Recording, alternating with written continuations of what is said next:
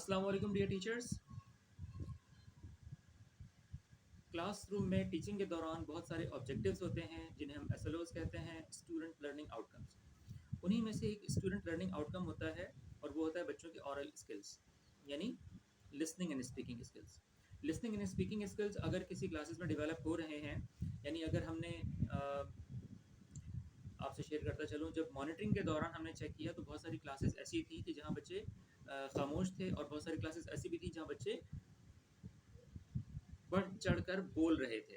ठीक है, तो जिन क्लासेस में बच्चे जो है वो वर्बल स्किल्स में इम्प्रूव्ड हैं, बहुत अच्छा रिजल्ट दे रहे हैं, इसका मतलब ये है कि दे आर लर्निंग समथिंग। इसका मतलब ये कि वो कुछ अच्छा सीख पा रहे हैं। ठीक है, सीख रहे हैं। अगर वो अच्छा सीख रहे हैं तो इसका मतलब अगला स्किल है उनकी रीडिंग और राइटिंग का, वो भी उसको ग्रेजुअली इम्प्रूव कर लेंगे और बेहतर हो जाएगा। लेकिन अगर किसी क्लास में बच्चे बोल भी नहीं रहे तो इसका मतलब ये होगा कि वहाँ पर बच्चे जो है ना, ये आपको यानी बोलना जो है, स्पीकिंग जो है वो एक प्रोडक्टिव स्किल है। अगर बच्चे उसे इस्तेमाल नहीं कर रहे तो इसका मतलब, इसके दो मतलब हैं। या तो ये कि एक तो बात उनको समझ में नहीं आ रही, वो सीख ही नहीं पा रहे। जब वो सीख ही नहीं पा रहे तो आगे प्रोड्यूस कैसे करेंगे? जब वो कुछ सुनकर समझ नहीं पा रहे तो आगे बताएंगे कैसे? इसका जो प्रॉब्लम आता है वो ये आता है जिस वक्त आप क्लासरूम में स्टोरी टेलिंग करते हैं, तो स्टोरी टेलिंग करने के बाद आपकी स्टोरी टेलिंग इतनी क्लियर होनी चाहिए कि बच्चे उसको आसानी से सुने। और जब वो स्टोरी आप सुना चुके, ये बात जहन में रखिएगा, at the end of every story, at the end of every chapter, ठीक है, हर स्टोरी के एंड पर, हर चैप्टर के एंड पर, जैसे आप उस चैप्टर को कंप्लीट करें तो उसके बाद आप बच्चों से उसके वर्बल क्वेश्चंस करें। ठीक है, आप उनसे पूछें, अच्छा इस चैप्टर में क्या बात आपको समझ में आई? अच्छा आपने क्या चीज़ सुनी? अच्छा हमने जो देखा कि डॉल्फिन कौन थी? अच्छा हमने देखा कि कहाँ रहती है? अच्छा हमने देखा डॉल्फिन एक दिन में कितना खाना खाती है?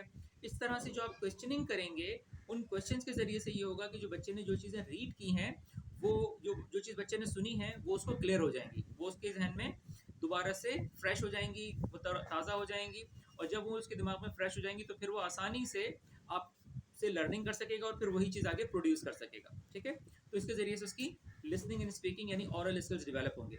तो आपने करना ये है कि एक तो स्टोरी, यानी जो भी अगर आप स्टोरी टेलिंग के अंदाज में स्टोरी सुना रहे हैं तो वो, और अगर स्टोरी की जगह कोई साइंस की बुक है, सोशल स्टडीज़ की है, या कोई और सब्जेक्ट की है, किसी और सब्जेक्ट की है, और उसमें आप वो चीज़ उसको सुना रहे हैं, तो उसके बाद भी आप क्या करेंगे कि उसके एंड पर आपसे क्वेश्चनिंग ज़रूर करेंगे। ठीक है, क्वेश्चन आंसर्स करेंगे और उसमें हर बच्चे को मौका दें। जो बच्चा नहीं पूछे उसको खुद क्वेश्चन करें और उससे खुद थोड़ा सा आंसर दें ताकि वो रिप्लाई, मिसाल के तौर पर आप कहें, अच्छा क्या डॉल्फिन जो है वो 5 किलो खाना खाती है? अब बच्चा हाँ या ना में जवाब देगा। ठीक है, हाँ जी टीचर, हाँ, वेरी गुड, डॉल्फिन जो है वो 5 किलो खाती है। ठीक है, तो इस तरह से आप उससे बच्चों को ये मौका देंगे कि बच्चे ज़्यादा से ज़्यादा सुने और फिर सुनकर बोल सकें।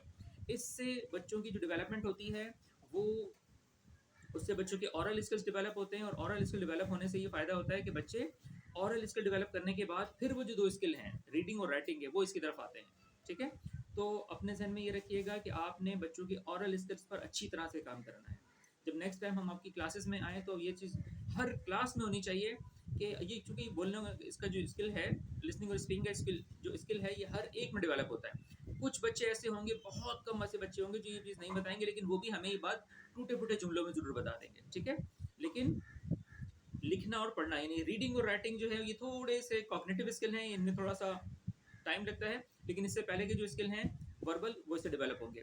तो पहला काम तो ये हो गया कि आपने उस चैप्टर के अराउंड क्वेश्चनिंग करनी है। दूसरा काम ये करना है, ये डेवलप करने के लिए, कि एंड ऑफ चैप्टर जो एक्सरसाइजेस होती हैं, ठीक है, जो एक्सरसाइजेस दी जाती हैं एंड ऑफ चैप्टर, उसको आपने अच्छी तरह से वर्बल पहले, ठीक है ना, ऑरली आपने बच्चों से डिस्कस करना है, और डिस्कस करने के बाद बच्चों से उसके बाद उसकी राइटिंग पर आना है। ठीक है, जैसे मिसाल के तौर पे मेरे पास ये साइंस की बुक है। ठीक है, और ये साइंस की बुक का एक इसमें, ठीक है, मेरे पास ये साइंस की बुक है, और इस साइंस की बुक में जो है ना, ये एंड ऑफ चैप्टर एक्सरसाइज है कि सॉर्ट एंड लिस्ट वर्ड्स को लिस्ट करना है। ठीक है, living things and non living things. अब ये जो इसमें कुछ लिविंग थिंग्स हैं, कुछ नॉन लिविंग थिंग्स हैं, जब आप इस पर पहुंचे तो पहले आप बच्चों से वर्बल डिस्कस करें। और वर्बल आप ये चीज़ नोट करें, जब आप डिस्कस कर रहे हो तो नोट करें कि क्लास के तकरीबन आपके पास, यानी वर्बल स्किल में आपको मोर देन 80, यानी तकरीबन समझ लीजिए कि 90% बच्चे, अगर आपकी क्लास में 20 बच्चों की क्वांटिटी है तो आपकी क्लास में तकरीबन 18 से 19 बच्चे जो है ना वो पार्टिसिपेट करने चाहिए। ठीक है, अगर आपकी क्लास 25 बच्चों की है तो फिर उसमें ये होना चाहिए कि कम से कम 23, यानी 22-23 बच्चे जो है ना वो अच्छा रिस्पॉन्स दे रहे हो। और ये थोड़ी सी क्वांटिटी आगे पीछे भी हो सकती है, लेकिन कोशिश आपकी ये होनी चाहिए कि सारे बच्चे जो है ना उसमें शामिल हों, क्योंकि वर्बल स्किल्स आर इंटरेस्टिंग, ठीक है, ये इंटरेस्टिंग होते हैं। और ख़ास तौर पे इस लर्निंग एज में, यानी ये जो मैं टेक्निक बता रहा हूँ ये ई क्लासरूम के लिए बता रहा हूँ, ठीक है, अर्ली चाइल्डहुड एजुकेशन के लिए, और उसके साथ यही टेक्निक्स यूज होती है ग्रेड क्लासेस में, प्राइमरी क्लासेस में।